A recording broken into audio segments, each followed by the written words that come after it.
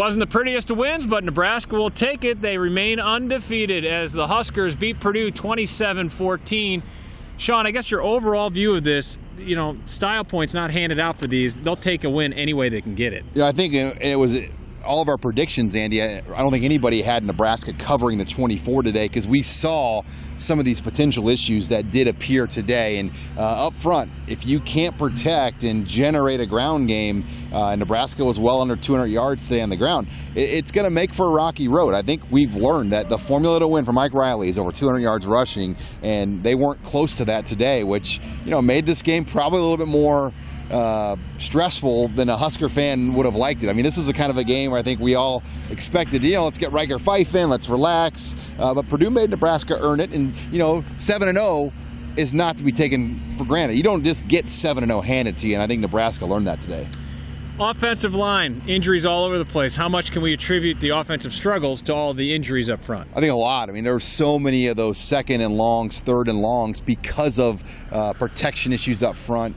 Tommy Armstrong was able to make some things happen, but I think just the inability to run between the tackles, particularly with Nick Gates struggling at left tackle, probably one of the worst games he's played, but a lot of it was because he couldn't move. And when he was limited, I bet he was 60-70% at best, giving Nebraska all he could give, and that just tells you how big the drop-off must be to the next guy. Yeah, gutty performance by Nick Gates, and David Neville left the game as well for the second or third straight game now, come to think about it. Defensively, the Huskers caused a couple turnovers, forced a couple turnovers. They win the turnover battle, and that was big. A couple more interceptions. Yeah, Kyron Williams gets the early one in the later interception, and Nebraska now with 13 interceptions on the year.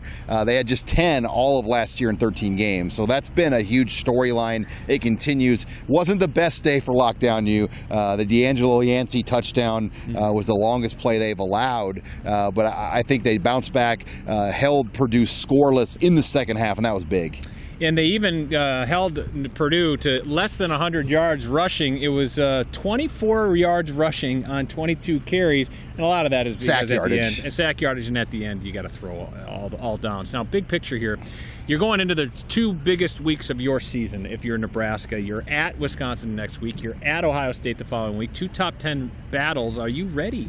I think, that's the fear. As a lot of people left the stadium here Saturday, 7-0 for the first time in a long time. But I think people still think big picture, and they think about Madison, they think about Columbus, and just hostile night environments, just feasting on this Husker team that has some issues up front, and I don't know if they can get corrected in a week. I think it's a matter of developing a game plan for the offense and this defense kind of playing lights out like we saw in Indiana. That's how Nebraska is going to have to win.